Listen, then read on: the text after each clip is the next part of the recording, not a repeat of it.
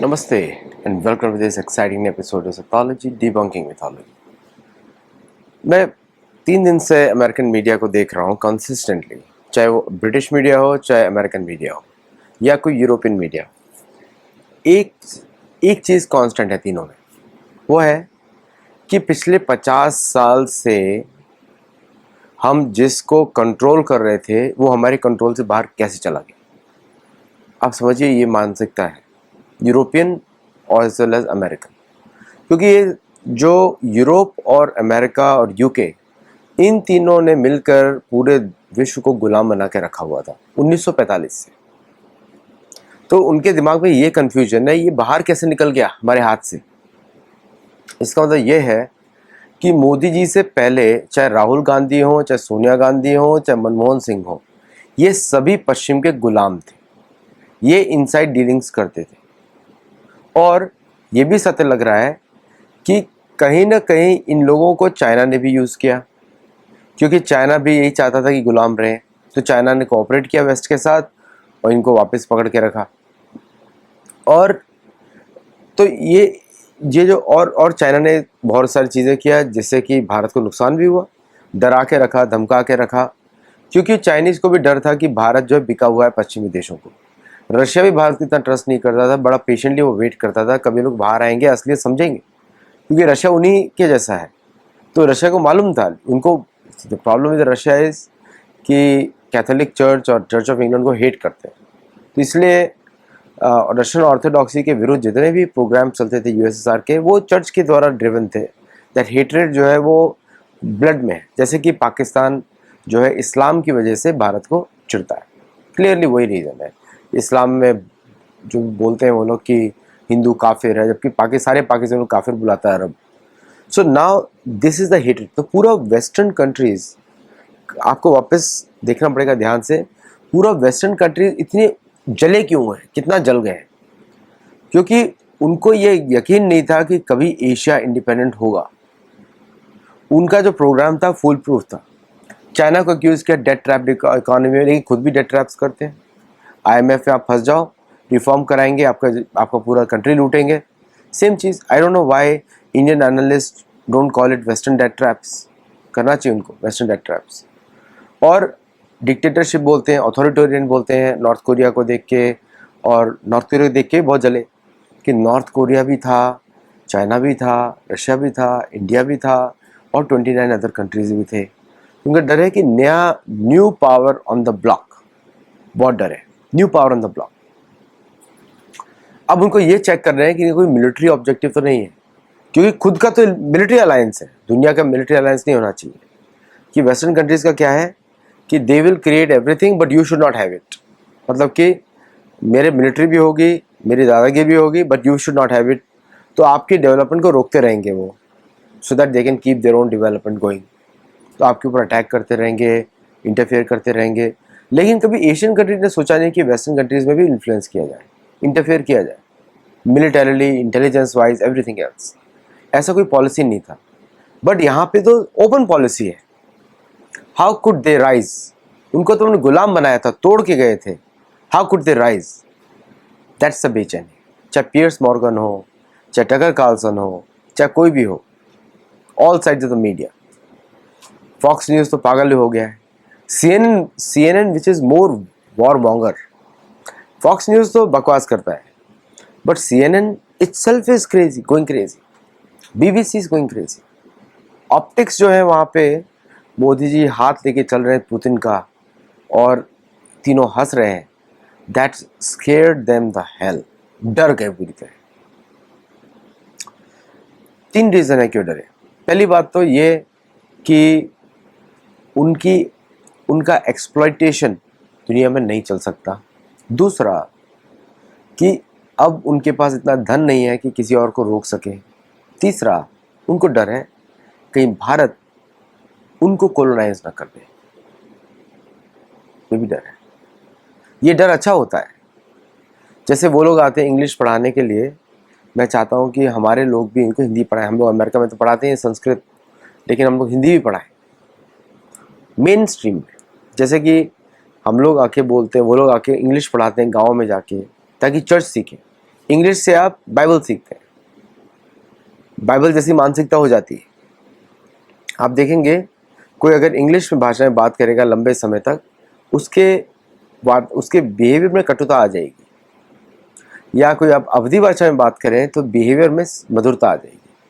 अवधी भाषा, ब्रज भाषा और अपनी जैसे हम बोलते हैं Kannada is the language of music, है ना। इतना ऐसा लगता है कि मीठी मीठी बातें हैं सारी कन्नड़ में। और तो वो आ जाती। संस्कृत भाषा बोलेंगे सभ्यता आ जाती, क्योंकि उसमें कोई हार्श वर्ड्स ही नहीं है, किसी को आप गाली नहीं दे सकते, अपशब्द ही नहीं है। तो बड़ा सुंदर भाषाएं होती हैं। भाषा ही आपके मन का दर्पण होता है, भाषा ही आपका ऑपरेटिंग सिस्टम भी होता है।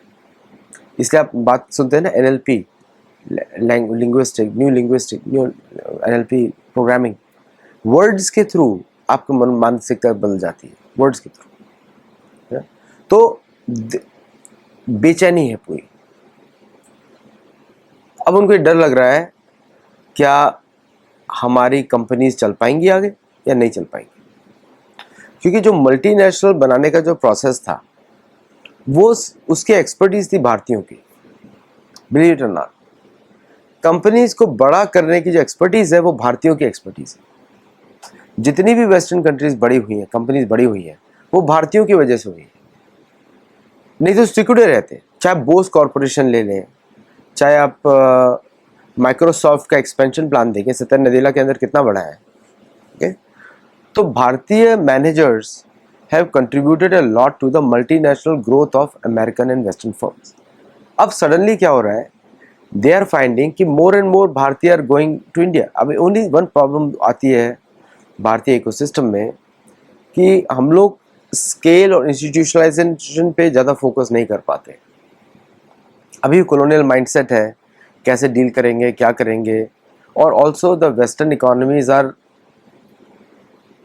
To expensive to build anything now. जो बना है चलता रहेगा, बट नया चीज़ नहीं बन सकती unless it is backed by the government itself. जैसे कि एनवीडिया, पैलेंटियर, ये सब वो corporations are backed by the US government, तो बड़ी हो रही है, अदरवाइज बड़ी नहीं हो सकती।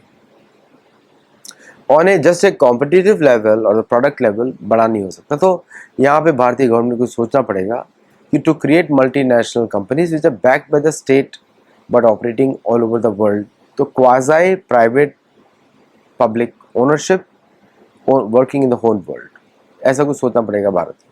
बट ये डर है कि now what will happen to our future growth. क्या हम सब एम्प्लॉयज़ बन जाएंगे, क्या हमको भारत खा जाएगा? क्योंकि अंडरस्टैंड, भारत और China world's number 1 and number 3 economies on PPP terms are now together. एक तरीके से देखा जाए इनकी नज़रों में, वैसे हम लोग को असलियत मालूम है, ये चाइनीज़ पे इस समय ट्रस्ट किया नहीं जा सकता बिकॉज कम्युनिस्ट पार्टी के बहुत सारे पेंडिंग बिल्स हैं अमेरिका को, समझ गए आप। तो लेकिन फिर भी इनको ऐसा लग रहा है ये एक ब्लॉक की जैसे देख रहे हैं। और साथ में नॉर्थ कोरियन लीडर भी खड़ा हो गया, जिससे ये लोग सपनों में भी डरते हैं। क्यों डरते हैं उसका रीज़न बताता हूँ। उनको लगता है ये कभी भी न्यूक्लियर बॉम्ब डाल देगा हमारे ऊपर, उनको मार देगा। डरपोक एक कौम है। और देखिए, पाकिस्तान तो एक अंडरवियर का जैसा यूज़ किया इन लोगों ने फॉर अ लॉन्ग टाइम। और लेकिन अब पाकिस्तान की को भी अपने औकात मालूम होनी चाहिए कि भाई तुम you are too small insignificant for the global games unless you want yourself to be used by others. वही हो रहा है, पाकिस्तान की लैंड को यूज़ किया जा रहा है since 1947 to control Russia and to give an opening to western forces in from Pakistan into Afghanistan and central Asia. यही था पर्पज उसका। अब वो जो पार्ट है वो तो अभी प्रॉब्लम क्रिएशन है, उसमें वेस्टर्न वर्ल्ड का उसमें बहुत ज़्यादा योगदान है। लेकिन जब मैं मीडिया को देख रहा हूँ इस समय, चाहे डेली कॉलर हो, चाहे CNN हो, चाहे फॉक्स न्यूज़ हो, चाहे BBC हो, चाहे कोई भी पियर्स मॉर्गन, कोई भी शोज़ हो, प्राइवेट हो, टगर कार्लसन, सब में एक डर का माहौल है। सब लोग ब्लेम कर रहे हैं ट्रंप को, जबकि इस भारत की मीटिंग से ट्रंप का कोई संबंध ही नहीं है। बिलीव मी, टैरिफ की वजह से भारत मिलने नहीं गया, SCO में. That was not the reason. Bharat has a close relationship with Putin, and Bharat and since 2022 Bharat and चीन, वो हमेशा भारत और चीन एक साथ अपने डिफरेंसेस को कम करने के लिए लगे हुए हैं. They already anticipated this move. वो तो ट्रम्प ने जल्दी कर दिया, बट दे ऑलरेडी एंटिसिपेटेड. तो उसका कोई इनसे कोई संबंध ही नहीं है इन दिस, और इन लोगों को पता भी नहीं है. सी द पॉइंट इज कि भारत के actions are pre Trump phenomena. Whether Trump आता है या बाइडेन आता है या कोई भी आता फिर भी होना था.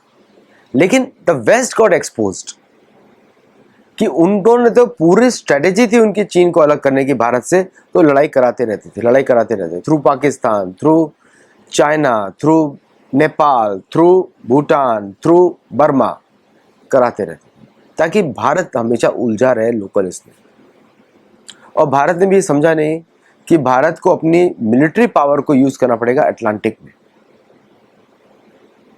और पैसिफिक में और मेडिटेरेनियन में. मेडिटेरेनियन, अटलांटिक, पैसिफिक, जब वहां यूज करेगा भारत अपनी मिलिट्री या स्टेशन करेगा वहां पे शिप, तब जाके कुछ बात बननी आगे शुरू होगी. तब उसके बाद रियलिटी शुरू होगी. Ideally the new world order में मुझे ऐसा लग रहा है America will have to withdraw all their bases into America, और यूरोप की तरफ फोकस करना पड़ेगा. India and China will divide and Russia will divide the influence, जैसे मैंने पहले लिख भी चुका हूँ एक पोस्ट में. और more proactive Bharat is in managing the media narrative of Europe और America, the more benefit for the Bharat. हम लोगों को सोचना पड़ेगा वो महाभारत का मानसिकता युधिष्ठिर का कि भाई हमारा जगह है, भाई हम जा रहे हैं. वो तो मैं प्रूफ देता ही रहता हूँ कि नॉर्थ अमेरिका क्रॉन्च द्वीप पे इक्ष्वाकु वंश की जगह है, साउथ अमेरिका पुष्कर द्वीप है, वो भी इक्ष्वाकु वंश का है. तो हमारा तो हक है पूरी पृथ्वी पे, रामायण काल से है. अभी के भारत के लोग भूल चुके हैं, वो बात अलग है. क्यों भूल गए, अब उस सब पे जाएंगे तो वो अलग ही स्टोरी बन जाती है. Now you to move forward. अब क्या करें? Proactively get involved, buy businesses, media house खरीदो, इंडियन व्यूज़ को तो डालो अच्छी तरह, एजुकेटेड व्यूज़ को, प्रोपेगेंडिस्ट नहीं जो कि पहले CIA के पेरोल पे थे. भारत में बहुत सारे मीडिया हाउसेज हैं जो CIA के पेरोल पे काम करते थे. प्रोपेगेंडिस्ट नहीं चाहिए. We need real person, real खबरें होनी चाहिए, असली खबरें होनी चाहिए, which is important also for people का एजुकेशन है. एंड नैरेटिव वॉर्स का तो शेल्फ लाइफ होता है 5 दिन का, उसके बाद all narratives are exposed. Okay, उसका शेल्फ लाइफ है. सत्य का कोई शेल्फ लाइफ नहीं है, क्योंकि आपको फिर छुपाने की जरूरत नहीं है. Truth has no shelf life. Truth is always truth. उसको सालों तक रखो तब भी वैसे ही रहने वाला है. सो उसका जैसे American and European archaeologist, American European academics, American and European, these are the people who are made their careers in lies. झूठ पे झूठ पे झूठ पे झूठ. इसका PhD, उसका PhD, total nonsense. That's where American Indian universities can step in to correct the academic research based environment. और उसके लिए मैं तो आपकी मदद कर सकता हूँ, और especially on the history side. तो बहुत अच्छा अपॉर्चुनिटीज़ है, and it's a beautiful moment for Bharat और भारतीय लोगों के लिए, और भारतीय डिप्लोमेसी के लिए इट्स ए वंडरफुल मोमेंट. अब वो कॉलोनियल हैंगओवर से बाहर निकले, थोड़ा कॉलोनियल हैंगओवर से बाहर निकले, जयशंकर जी से सीखे हैं, और हमारे जो मिनिस्टर्स हैं राजनाथ सिंह से सीखे, वंडरफुल मिनिस्टर, तो उनसे सीखे और आगे बढ़े. और सनातन धर्म के ऊपर जो आक्रमण करते हैं उस पर वैसे कोई आक्रमण कर नहीं सकता. वर्णाश्रम पे जो आक्रमण करते हैं उनको सबक सिखाया जाए, सैंक्शंस लगाए जाए उन सब के ऊपर. साधारण तरीका है. दंड के बिना राज नहीं चलता भाई. दंड नीति इज राजनीति, है ना. कायर नीति इज जियोपॉलिटिक्स, है ना. दंड नीति, कूटनीति, राजनीति चलनी चाहिए, जियोपॉलिटिक्स को मारनी चाहिए गोली. ऐसी बात है. Thank you all very much. नमस्ते एंड जय Jagannath. To like, share, subscribe and let us know feedback. आप में से कुछ पूछ रहे थे कि कोई धर्म का शो क्यों नहीं करते. बहुत करता हूँ भाई, मेंबर्स ओनली, क्योंकि जनरल पब्लिक में किसी को धर्म में इंटरेस्ट नहीं है भाई. सब बात बहुत करते हैं. हम लोग गुरुकुल के एडमिशन से हम देखते रहते हैं कितने लोग आते हैं. राइट, बट एनीवे हम अपनी सेवा करते रहेंगे. जय जगन्नाथ, नमस्ते and I will see you in the next show.